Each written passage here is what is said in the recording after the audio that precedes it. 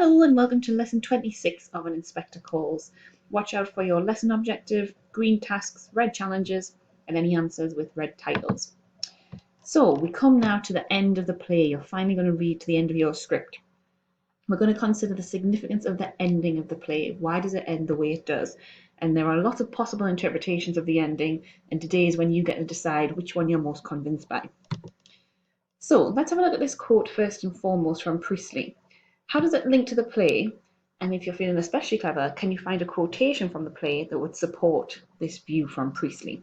So Priestley says, in a good theatrical production, we are offered a piece of life so shaped and coloured and contrived that everything in it, down to the smallest detail, is significant.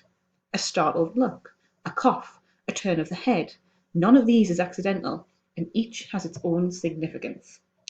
So how would you link that to Inspector Calls? You might think of a key moment, you might think of a key stage direction. Can you find a quotation that would support this view? Pause now, have a little think, jot down a response.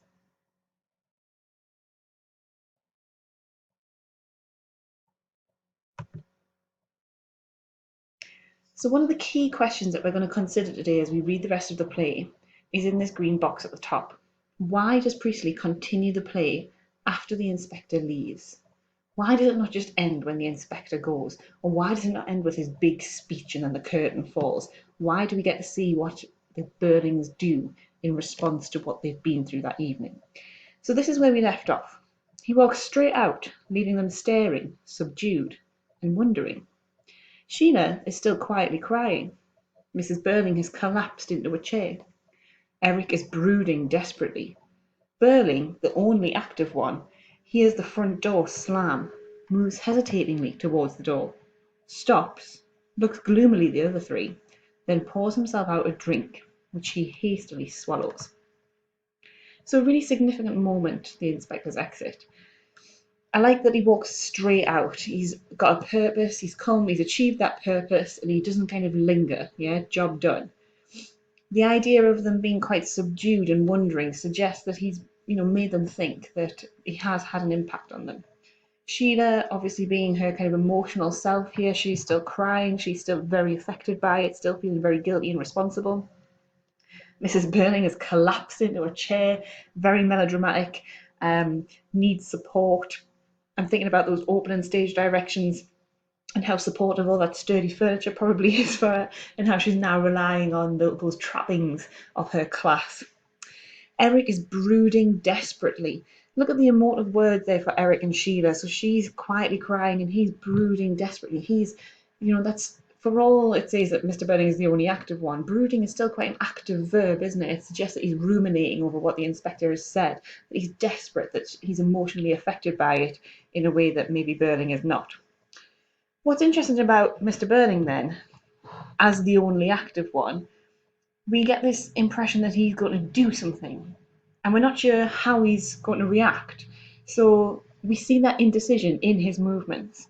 So when he hears the door slam, he moves hesitatingly towards the door. So he almost follows the inspector, and then he stops himself, and he looks at the others, and then he kind of comes back into the room and pours himself a drink. So it's almost that crossroads, isn't it, for Mr. Burling, who nearly follows in the inspector's footsteps as a kind of metaphor for he nearly follows the right path, he nearly kind of turns his kind of opinions on their head, and then he comes back in and he retreats into drink, which, as we've seen in the course of the play, never leads to anything remotely moral, and is, again, if we think about those opening stage directions, one of the trappings of his class and his luxury and his self-indulgence. And he's hastily swallowing, suggesting that he's trying to kind of wash away and forget the inspector's message rather than following in his footsteps. So let's read the rest of the play then. And as you do, see if you can think about why the play continues after he has left. Why do we get to see their reactions rather than just leaving with the inspector? So that's really what I want you to think about as you read the rest of the play. So pause now and jot down as many reasons as you can think of as to why Priestley would structure his play like this and choose to kind of have the family lingering on after the inspector leaves. Okay, so you should have by now read the rest of the play and jotted down 2 or 3 ideas as to why it ends the way it does. Why does it carry on after the inspector has left? And I think there are so many reasons for this. And first and foremost, because it creates that uncertainty, doesn't it? And the uncertainty is about who the inspector actually was. Was he real? Was he not? Was he a supernatural figure? Was he part of the police department? Was he not part of that police department but part of another one? Is he the personification of responsibility and a guilty conscience coming to remind the Burnings of what they've done? Is he some kind of crook who is somehow in on Eva's death and is kind of winding up the Burnings, as the older people would like to believe? So what it does is create uncertainty, and it creates this open ending. And whenever a playwright does that, he basically awards the audience a lot of agency in making up their own minds. So rather than telling you this is exactly how you should interpret this, Priestley leaves us with something to mull over. He wants us to engage. He wants us to continue thinking about it. He wants us to leave the theatre and discuss it with the people that we've been to see it with, and discuss what the intended message was, so that we go away and interrogate it. So it's a really good device, first and foremost, that ambiguity, for inviting people to critically reflect, because that's what he wants us to do. He wants us to think about his message rather than just kind of ramming it down our throat. For all you could say that the inspector's leaving speech kind of does that for us. Another reason I think that it's important he ends it this way is that he kind of gives the characters agency in the same way that he does the audience.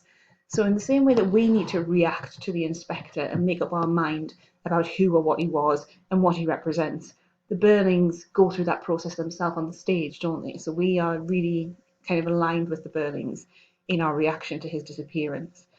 So, this is their golden opportunity to learn something, to become better people, and basically they're put to the test in front of our very eyes.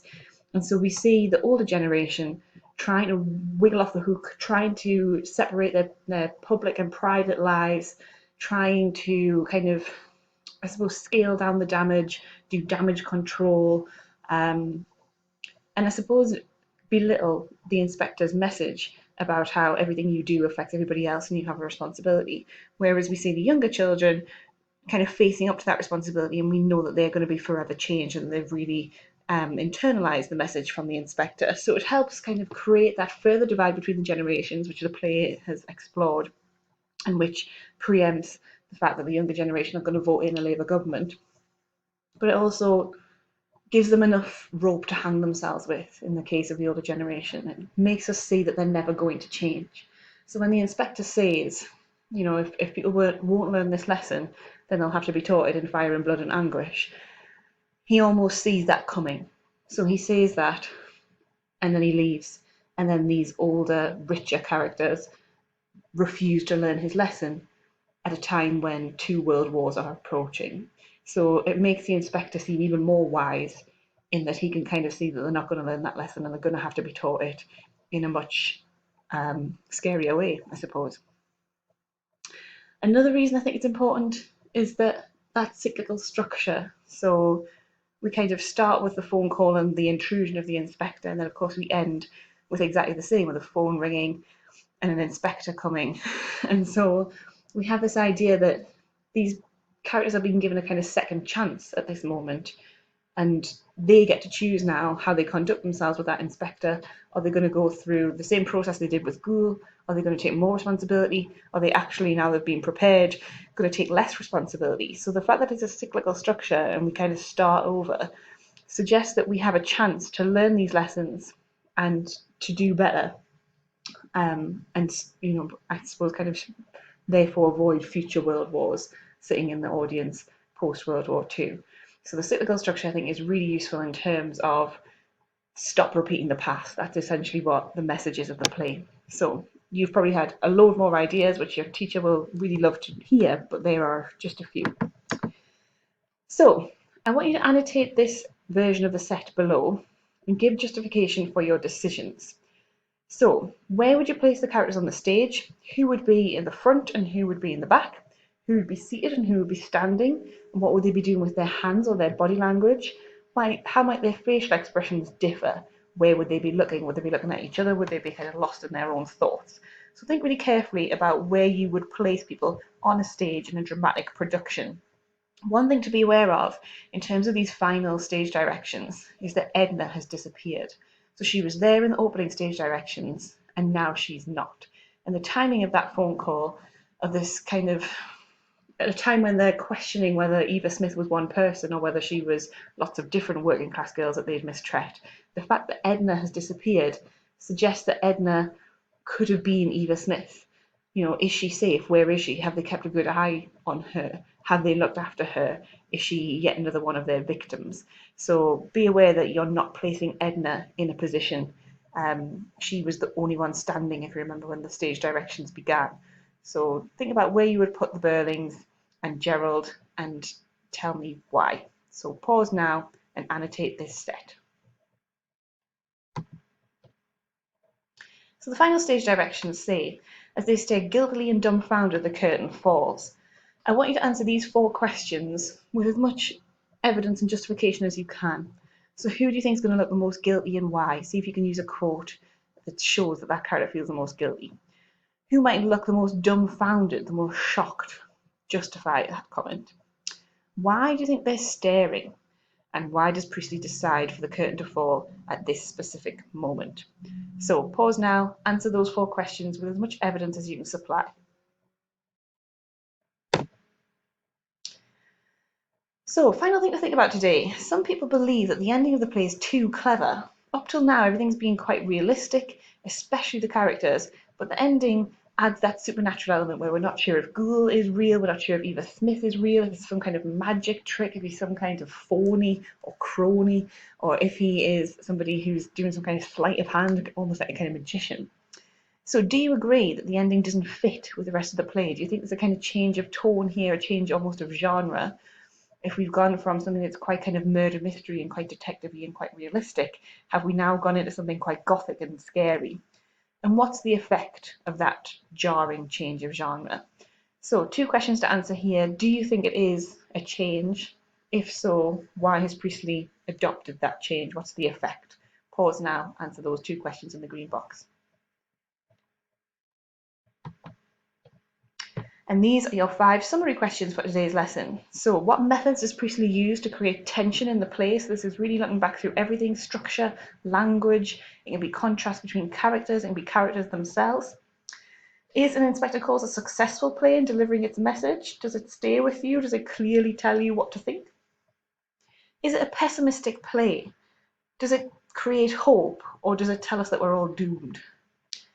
Number 4, how far does Priestley condemn middle-class attitudes? Is it just the middle class that he's going after here?